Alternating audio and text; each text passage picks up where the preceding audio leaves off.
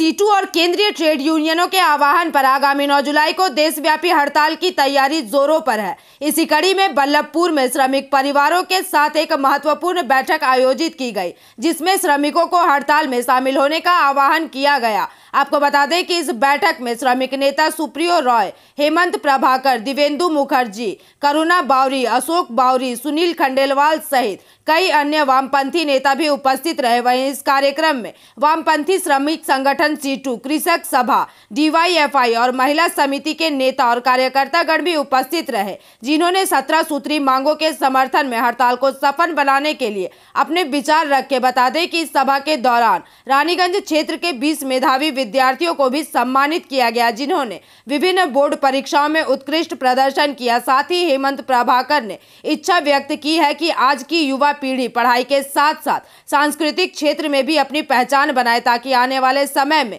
वे अन्याय के खिलाफ आवाज उठा सके।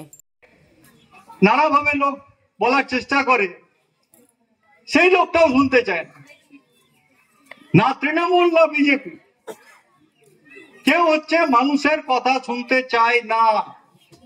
ওদের শোনানোর জন্য, ঘুমটাকে ভাঙানোর জন্য আমরা ধর্মঘট করছি।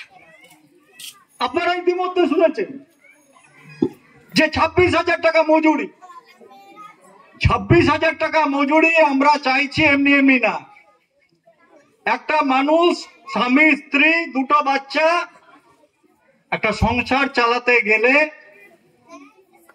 খাওয়া পড়া আছে, জামা কাপড় আছে, ইলেকট্রিকের বিল আছে, জ্বালানি আছে।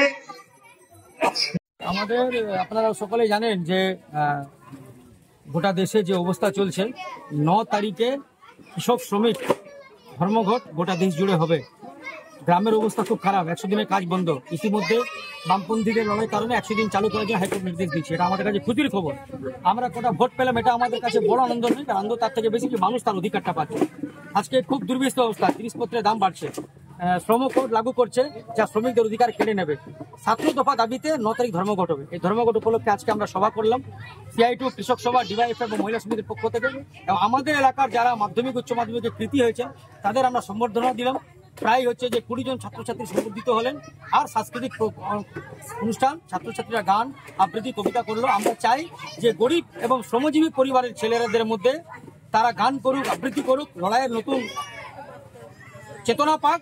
আর অন্যদিকে এই দেশের যে দুর্বিষহ সরকার চলছে, মানুষের জীবনে যন্ত্রণা আনছে, তাদের বিরুদ্ধে 9 তারিখে গোটা দেশ জুড়ে ব্যাপক হচ্ছে যে ধর্মঘট হবে। এই ধর্মঘটে কৃষক, শ্রমিক, ছাত্র, যুব, মহিলা সবাই সামিল হবে। আজকের সভা হলো ব্যাপক ভিড় হয়েছে।